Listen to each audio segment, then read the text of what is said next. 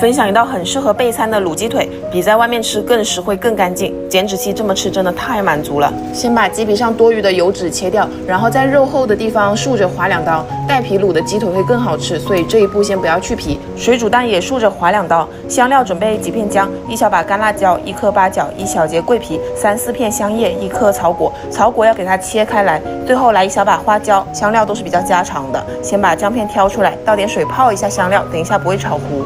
雞腿冷水下鍋焯水，大火煮開後把沫子撇掉，再中火煮5分鐘，給它焯透一些。接下來炒一下香料，油不用倒太多，先把薑片下鍋煸香，再倒香料進去，這一步容易崩油，要小心點哈。小火炒個30秒左右，接着加1勺乾鍋醬、1勺黃豆醬、幾粒冰糖，小火把冰糖炒化，順便把醬炒香。